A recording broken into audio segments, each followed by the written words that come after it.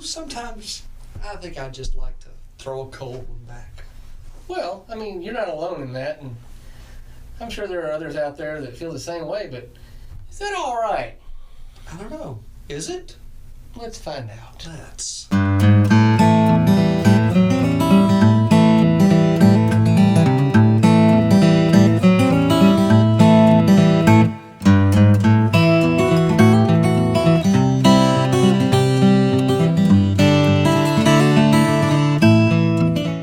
All right, guys, I'm Kevin. I'm Ralph. And we're the Church Guyz. That's right. This is the Church Guyz show. And believe it or not, we're still doing this. yeah, well, I mean, thanks to the dozen or so fans that we have, That's right. We're just going to keep plowing through these until everybody catches on. Well, these are important topics. I mean, That's even true. if just one person, gets something out of it, then I guess we're doing it for the right reason at that point. So. Right, and if two people do this, that's both of us. So, Right. We can't even get our wives to watch this show. But anyway, we're just going to jump right into our first segment, another Christian Impossible. Yes. This time, we want to know, is drinking a sin?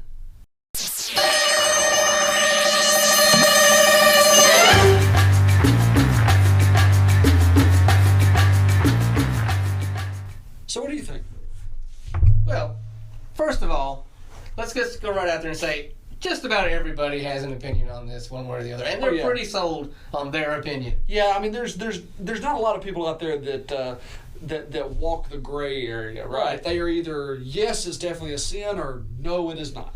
So let's back up just a little bit and say, well, is it okay? Let's not even worry about a sin right now. Is it okay to drink? Okay, so what are the arguments that it's okay?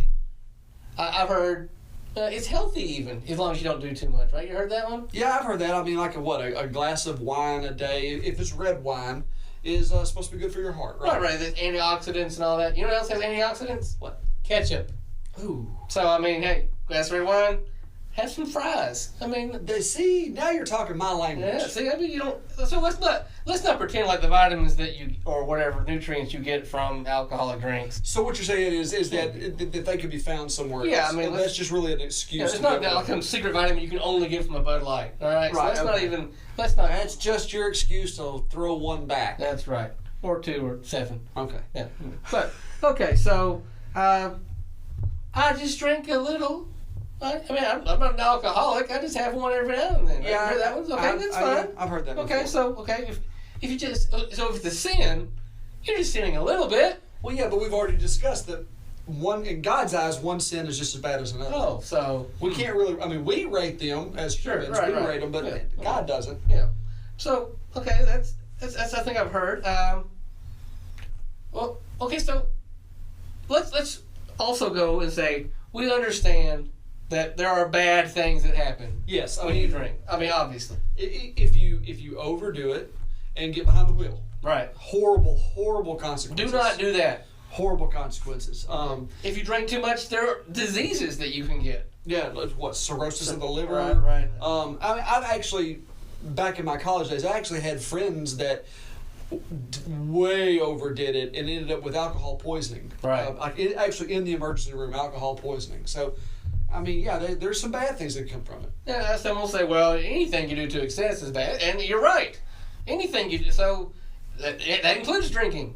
Yep. When you drink too much, bad things can happen. Eat too much. Bad things can happen. At large. Right. So, I get that too. So, like I say, there are a lot of. I looked on the internet. There are just as many, articles that you'll say it's okay to drink. They're just as there are that say don't drink.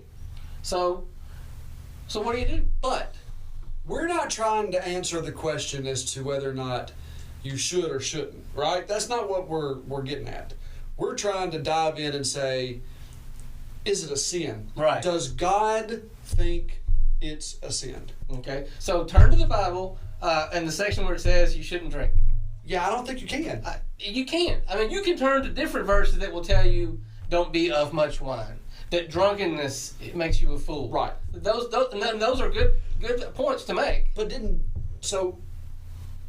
couldn't you make the argument? I mean, Jesus, his very first miracle that he ever performed was turning the water to wine. Okay. And I've actually heard people make the argument, he was God, right? God in the flesh. If he turned water to wine, you could bet it wasn't the cheap box wine. It was the good stuff. Oh, sure. But I have also heard that people will say, well, when he said wine, the Greek word could be that it was just grape juice. Okay, sure, but it was. I mean, or are you just trying to make a point? I've heard pastors say that that it had to be wine because back then they didn't have all the fancy filtration that they have for water now, and the water could have made you sick, so that's why wine was a popular drink. Well, I mean, even going through the years, I mean, monasteries have brewed wine, have brewed beers, have produced alcohol as a means of supporting the church. Yep. There are real wine, alcoholic wine used in sacraments and in different religions. Yes, there is. But it still doesn't answer the question. I mean, just because let's say Catholics use real wine, and us good old Baptists use the fake grape juice. No, it's real grape juice. Oh, well, yeah, okay, but the fake wine. So we're kind of cheap sometimes. It really depends on the church. Right. Could we say that as Baptists we would look at the Catholics and say, oh, that's a sin and you're wrong? Oh, I bet we would sometimes because it's kind of how we operate. But we gotta we gotta go back to the Bible. Right, the Bible. Really here's a couple of. All right, look here. Wine mocks those who use it and rewards them with woe, sorrow, strife, and wounds without cause. That's from Proverbs. So, perhaps, if you're okay with woe, sorrow, strife, and wounds, none of those are sins, I guess. I mean, it's not really a blessing or anything, but it doesn't say that it's a sin. It says, that you should not be slaves to drink. That's in Titus.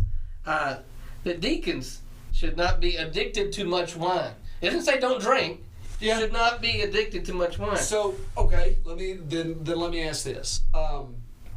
We all know that, I guess, depending on where you live, because, I mean, we could have some people in other countries that pick this up at some point. So, depending on where you live, there's usually an age restriction on drinking. Right. So, I've heard the argument that if it wasn't sinful, or if it wasn't bad, or wasn't bad for you, then there would be no reason to put an age restriction on it.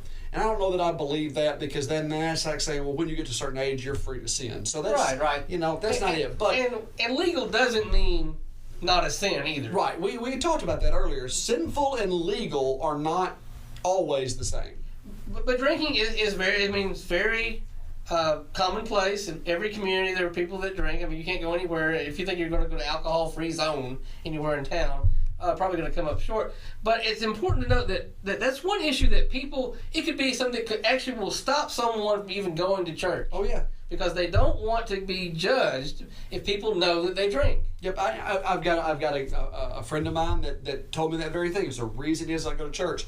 He doesn't want people sitting in the pew looking at him, looking down at him. Now, I could turn that around and say, so there's no chance you're going to give up drinking. I mean, you can make the argument both ways, right? I mean, they're not willing to give up drinking, so obviously they're not that concerned about their salvation. I don't know that I believe that. I believe that there are people who have drinking problems that are never going to give those up. I grew up knowing a gentleman that was that way, and one of the nicest men you'll ever meet in your life, but he was an alcoholic, and he did not go to church because he wasn't willing to give that up.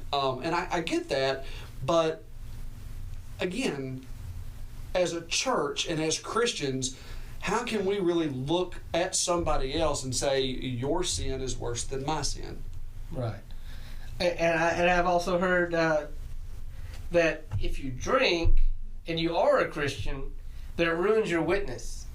I've actually used that one myself. I'm guilty of saying that. If I'm over at a restaurant and I'm having, let's say, a beer, and somebody that I know that knows I'm a Christian walks in and sees me, are they going to think less of me or think that there's something wrong with my faith if I have a beer? Sadly, they probably would. I mean, I'm not going to lie. They probably would.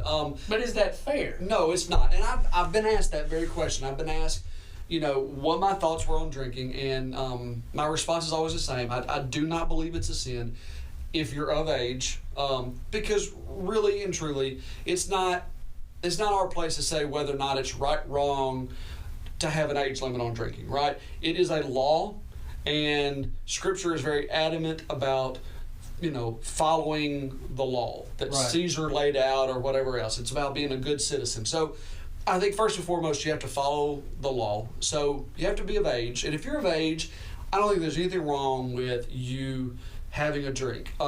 As long as, like you say, you don't go in excess, you're not drinking to get drunk. There's something sometimes really special about sharing a glass of wine and a good meal with friends. Right. So I don't think there's anything wrong with that. But I have also said in that question or in that answer that I choose to abstain from drinking, partly because of my past, which we won't get into. But the other part... That's a whole other show. Yes. But the other part was because I didn't want to damage my witness. Now, do I think that if somebody sees me with a drink, oh my gosh, everything that I could possibly tell them about Jesus is out the door? No, it's not what I'm saying. You might even be better at evangelizing if you had a couple of what's the Latin phrase? In vino veritas. In wine there is truth. You're right. And some people get pretty truthful. I didn't think about that. When the wine, because you just man, let me tell you how much I love Jesus, and they're like fanning. Oh, maybe you should tell me from over there. But no, in reality, I think that again, a drink in and of itself, not necessarily, or not a sin, but it could be something that leads you into sin. But that doesn't necessarily mean that doesn't make it a sin. Yeah, no, because there are a lot of things that you can do innocently enough that unfortunately turn into something else. Yep. Having a job and making good money gives you money. Money in of itself isn't bad, but there's nothing evil about money itself. But chasing after, making that your thing, the love of money, that is sinful. And Scripture says it's the root of all evil. It doesn't say it is evil. Right. It's the root. It's the beginning of evil. So right. I mean, you can't say that that's a sin. So I mean, I think the thing that I would take away from this, and again, I know there are a million opinions. And for every point I can make, somebody else can make a counterpoint. Yep. So it comes down to your personal take on it.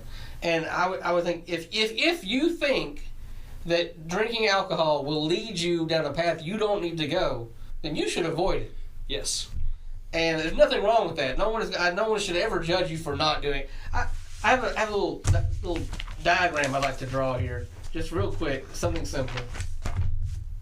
All right, bear with me. And you have to pardon my handwriting.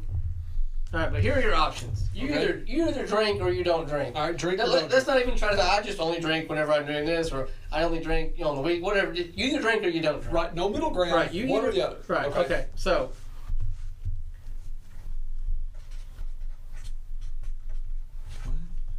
Don't worry. I'll explain. I'm a little worried. All right. Okay. So. You either drink or you don't drink. Right. Now, either a bad thing is going to happen when you drink, or a bad thing is not going to happen when you drink. Okay. All right. So there's no good thing, just bad or not bad. Here are the things that could happen. Okay. If you drink, something bad could happen. Right. If you drink, something bad maybe won't happen. Okay. If you don't drink, nothing bad alcohol related is going to happen. Right, but that doesn't mean nothing bad is going to happen. No. But this is just for alcohol. Okay.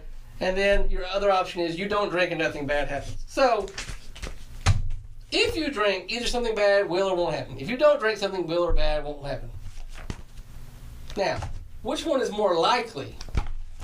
The most likely thing, you drink and a bad thing happens. Okay. Yeah, that's what you don't want to happen. That's like of the four options, those are the one you don't want to happen. Gotcha. So, the odds of something bad alcohol related happening when you don't drink are very, very slim. Right. Okay. So, your best case scenario is you want no bad things to happen. Right. Now, the chances of a bad thing happening when you drink are much worse than when you don't drink. So, just using that simple logic, if you're worried about the dangers related to alcohol, don't drink. But it still doesn't mean that it's a sin. So, It's your preference. It's your decision to make. And quite honestly, neither one of us will ever say, oh, you're going straight to hell if you have a glass of alcohol. It's not going to say it. It's not in Scripture. So that's where we'll leave this one. And I really do like telling people they're going to hell. But I can't. I can't do it on this one. That's the exact opposite of what you should be trying to do. I know, but So anyway, next topic. So we got an email. Right, and we always want to respond to our emails. We did. Actually, the drinking thing was actually an email too. It's actually a viewer. It's his second email to send us about that. Wanted just to know what our view was. I think it was Jade. It was the second time he sent an email in, and it's a cool name. It really is. It's much cooler than Ralph. It's literally like it's a euphemism for vomit. Ralph. It's terrible. We won't even talk about mine. So anyway, but now we had another viewer that sent in an email, and so all of our viewers are sending emails at this point. All three of them. Yes. So here's the thing. And this one really hit close to home. Okay. It struck a chord. This lady, Jennifer A. She wants to know. Hey, Jennifer Aniston. I wish. Do you? We'll edit that part out.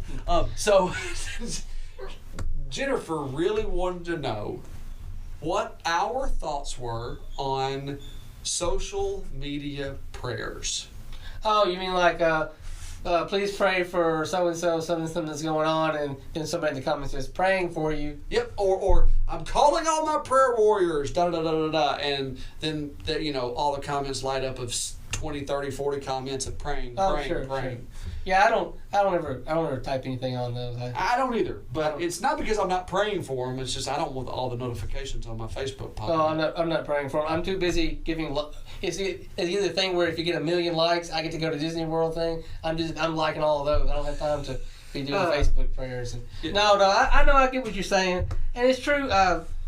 Any prayer request that you made should not be made for the simple to draw attention to yourself. It should be an earnest need for prayer. Well, okay, so are we saying, though, that those people that are posting that on Facebook or any other social media, that those aren't earnest prayer requests because they're putting them on social media? Oh, no, I'm just saying, you just get the idea that for some people, honestly, they're really just trying to bring attention to themselves, I think. Okay, now, so we're going to focus here on the legitimate, I need your prayers. You respond, I'm praying now. Are you praying now for real? Okay, so to spin off of what you just said, we're making the assumption that the prayer request is legitimate. Right. So that's not in question. Right. But are those people who are saying, praying, could some of them be looking just for simple attention? Look how cool I am. I said I'm praying for you. I'm gonna say that's probably at least some of the case. You don't want to think that about people, but let's face it, probably some of them are. But let's focus then on just the ones that are sincere.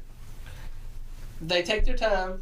Are they praying right now? Is there a format to that? That's what I want to know. I mean, pray now. Do I have like a time lapse that I've got to get this done within X amount of time? Or it just doesn't count. Or all right, I'm going to stop everything I'm doing, and I've got like 5 people here that want prayers. So you set aside a certain time to do it during the day. I know people that have actually stopped, and because they've told me, when I say I'm praying right then. And again, we could have a whole other show on prayer itself. I mean, what does prayer look like? To some people, I have been known to take my 45-minute drive to work and pray all the way there, and I'm sure people passing me on the interstate think I'm an idiot talking to myself. But two things can be true. Well, that's true. That's true. I kid. But really, you don't. But that's the thing is that prayer looks different to everybody. The whole idea is that it is legitimate, heartfelt conversation with God, right? Right. But you could also bring up the whole scenario of, when you say that you're praying for somebody, not about when, but did you really pray for them? Like maybe it's maybe your prayer time is at night right before you go to bed. Right. Did you remember to pray for them?